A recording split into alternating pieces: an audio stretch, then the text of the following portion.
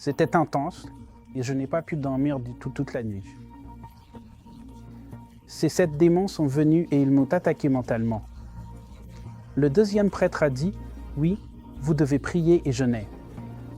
Il dit que si vous pouvez prier et jeûner, vous surmonterez cela.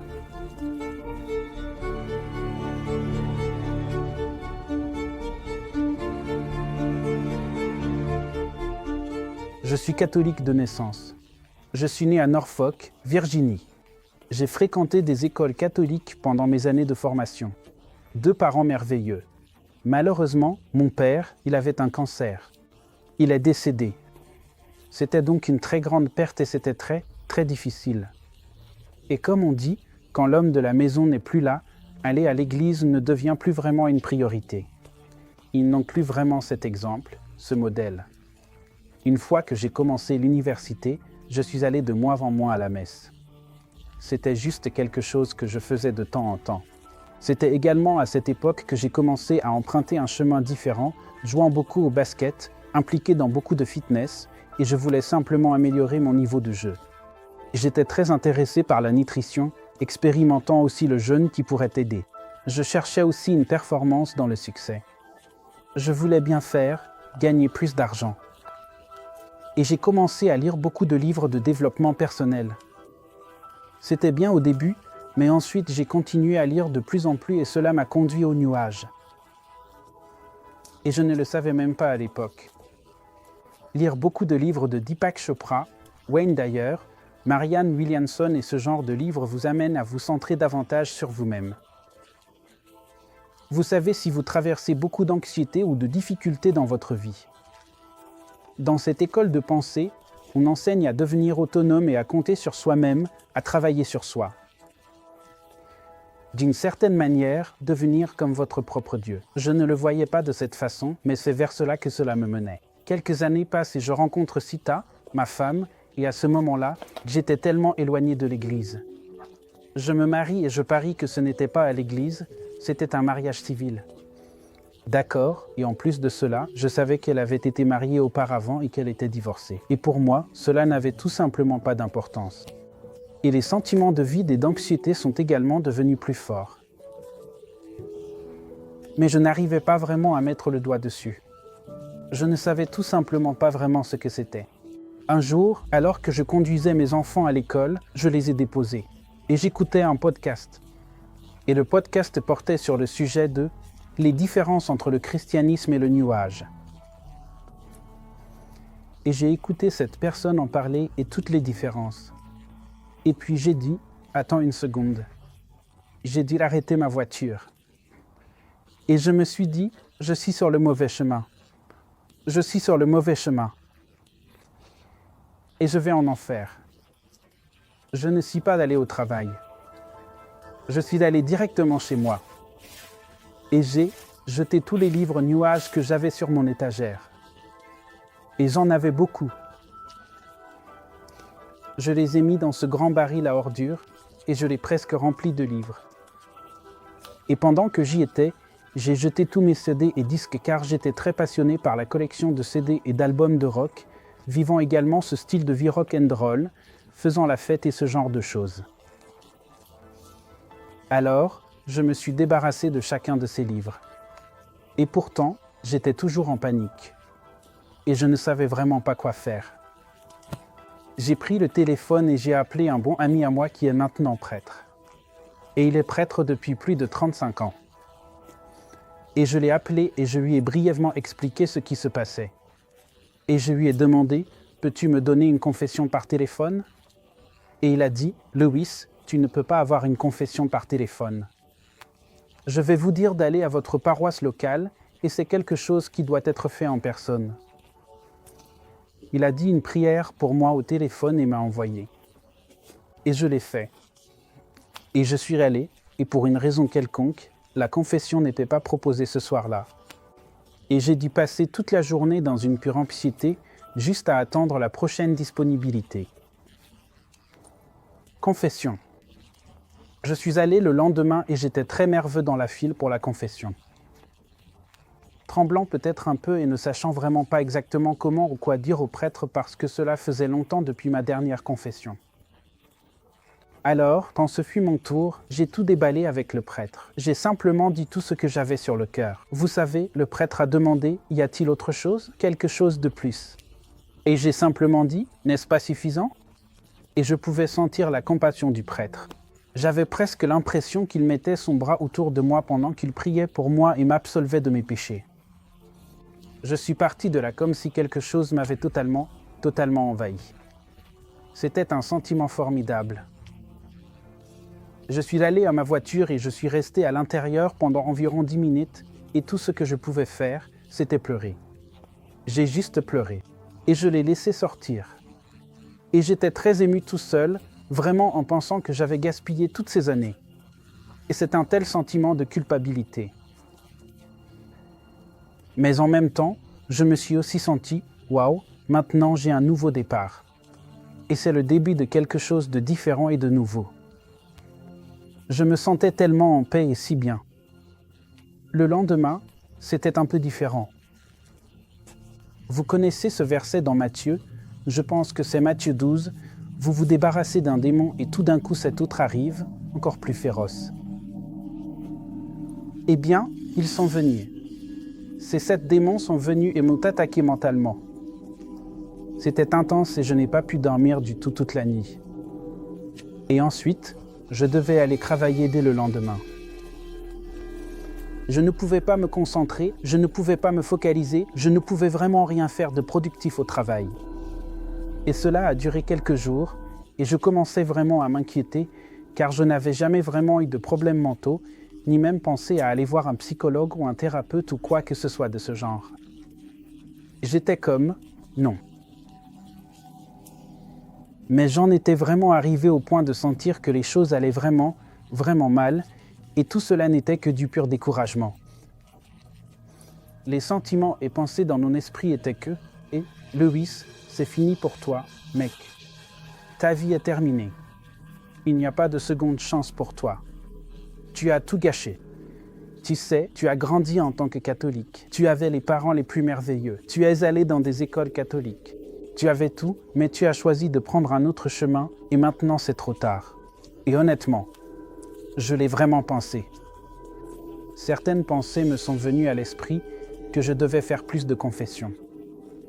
Et je suis allé à l'église le lendemain et j'ai fait une autre confession. Et à ma surprise, le prêtre a dit « Vous devez corriger votre mariage. Vous avez un mariage invalide. » C'était un choc total pour moi. J'étais tellement éloigné de l'église que je ne m'en rendais tout simplement pas compte, vraiment pas. Et il a dit, va voir le diacre, et le diacre t'aidera et travaillera avec toi sur cela. C'était la meilleure chose qui soit.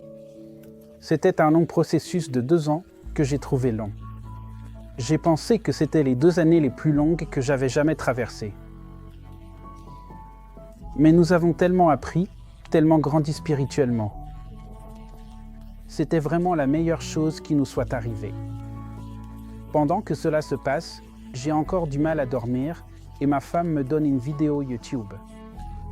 Elle me l'envoie sur mon téléphone et donc je commence à la regarder. Et c'est une vidéo sur l'histoire témoignage du père Donald Calloway. Et je n'avais jamais entendu parler de lui auparavant, alors j'ai commencé à l'écouter et j'ai été vraiment surpris de toutes les similitudes entre le père Calloway et moi-même. Et donc, j'ai vraiment écouté à cause de cela. Je veux dire, il vivait à Norfolk, Virginie. Il était très passionné par le surf. Il était très passionné par la musique rock. Quand il était plus jeune, il avait un style de vie très volage. Et je me suis dit, waouh, si ce gars peut changer les choses et devenir prêtre, et même un prêtre très important, je peux le faire aussi. Je pense que je peux le faire moi-même. J'ai pris le livre intitulé Confessions de Saint Augustin et cela m'a également donné un peu plus d'inspiration parce que j'avais lu qu'il avait des problèmes de chair et qu'il menait une vie très promiscuité jusqu'à sa conversion. J'ai commencé à lire ces livres et je me suis également intéressé à ce que le père Calloway disait à propos de la Vierge Marie. Alors, j'ai cherché des informations sur Marie sur Google. Quelques vidéos sont apparues et j'ai commencé à les regarder et les vidéos se déroulaient ici à l'église catholique Sainte-Thérèse. J'ai vu l'arrière-plan et j'ai reconnu tous les bâtiments et l'intérieur de l'église et tout le reste. Et il y a ce type qui parle de la Sainte Vierge Marie et de comment s'impliquer. Alors je l'ai écouté et regardé et tout. Et le dimanche suivant, j'ai vu ce gars à l'église après. C'est Gab Castillo. Je l'ai approché et je lui ai dit « J'ai vu ta vidéo ». Il a simplement répondu de manière très humble « Je fais beaucoup de vidéos ». Et nous en sommes restés là. J'ai commencé à regarder plus de ces vidéos pour en apprendre davantage sur le rosaire et la Sainte Vierge Marie. Quand je suis rentré à la maison, j'ai dit à mes enfants « Nous devons commencer à prier ». En fait, je l'ai exigé qu'ils le fassent. Et j'étais tellement embarrassé quand je les ai eus cette nuit-là et je ne savais pas comment prier. Je ne savais pas comment dire le chapelet. Et un de mes enfants a dit « Tiens, papa, laisse-moi te montrer. » Je vous salue Marie, flot de grâce, et ainsi de suite. Et j'étais comme « Waouh, j'étais tellement reconnaissant. » Les gens qui dirigent. Les cours de catéchisme ici à Sainte-Thérèse ont fait un si bon travail que mes enfants en savaient bien plus que moi. Alors, un peu plus de temps passe, mais je ne suis toujours pas à l'aise. J'ai encore de l'anxiété. Je n'arrive toujours pas à dormir de temps en temps. Il y avait donc une église à 3 minutes de mon bureau. J'ai décidé, d'y aller. Je veux assister à la messe quotidienne. Et le prêtre, à la fin de la messe, a dit « Y a-t-il quelqu'un ici qui aimerait rester et je prierai pour vous ?» Et personne n'a levé la main. Et j'ai dit « Oui, moi. » Et donc je suis allé vers lui et il avait un autre prêtre avec lui, donc ils étaient 2. Et je lui ai raconté un peu ce qui se passait dans ma vie.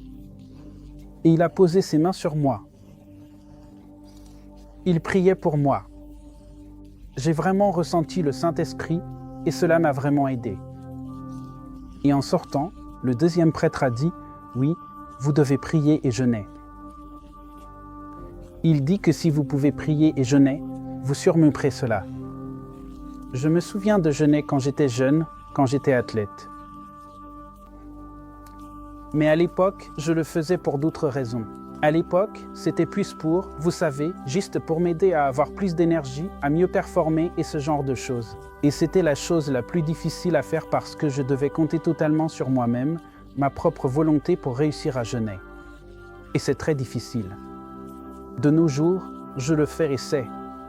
Vous savez, je le confie au Seigneur, je le confie à Marie, et c'est un jeu d'enfant. J'ai écouté ce prêtre et j'ai commencé à le faire. Vous savez, j'essaierai de choisir des jours où je ne prendrai que des liquides, que ce soit de l'eau, du café, peut-être un thé, et c'est tout. Et je passerai toute la journée comme ça. Et cela vous rendra vraiment humble. Et c'est là que Marie, Jésus et Dieu veulent vous toucher. Le malin fait quand vous jeûnez. Et c'est comme si ça vous échappait. Et c'est vraiment une sensation formidable. Et cela pourrait être quelque chose où vous commencez petit. Vous pouvez prendre un repas par jour ou même peut-être 2 repas par jour. Même si vous jeûnez pour des raisons spirituelles, il y aura également de grands bénéfices physiques. Donc, je pratique personnellement le jeûne intermittent plusieurs fois par semaine, généralement environ 5 jours par semaine. Les 2 autres jours, je prends un très bon petit déjeuner le matin. Mais généralement, je prends mon dernier repas vers 20h, je me réveille le matin, je bois peut-être un verre d'eau, une tasse de café, puis je continue jusqu'à environ midi. Cela peut sembler long, peut-être 15, 16 heures, mais une fois que vous vous y habituez, ce n'est vraiment pas si difficile. Cela devient une partie de votre mode de vie. Le jeûne m'a donné le pouvoir d'agir et de faire des choses, que ce soit pour aller à la confession régulièrement, à l'adoration, ou pour assister à la messe régulièrement. Et petit à petit, les choses ont vraiment commencé à changer. J'ai reçu beaucoup de grâce. Je suis tellement reconnaissant. Le rosaire est également devenu une partie quotidienne de ma vie. Je le dirai chaque jour. Les grâces ont commencé à venir à moi après 20 ans dans mon travail à m'efforcer tellement et à essayer d'atteindre le niveau suivant. J'ai obtenu une promotion comme ça. C'était comme si je ne la cherchais même pas, vraiment. Elle m'est simplement tombée dessus. Ma relation avec ma femme est devenue encore meilleure. L'une des choses les plus importantes est aussi que j'ai déterminé pour moi-même un but ultime. Vivre ma vie avec cette fin en tête pour obtenir le salut éternel, être au paradis un jour, c'est le but ultime. Alors, quand vous faites tout vaut. Les décisions quotidiennes, même le but de se lever le matin ou d'aller à l'école ou au travail, doivent toutes être liées à cet objectif ultime. Lorsque nous n'avons pas ce but ultime, notre vie est en désordre. C'était probablement l'une des choses les plus importantes pour moi, trouver ce sens ultime de ce vers quoi je tends. C'est vraiment aussi une bonne sensation de savoir que mes enfants et ma femme sont également sur la même voie.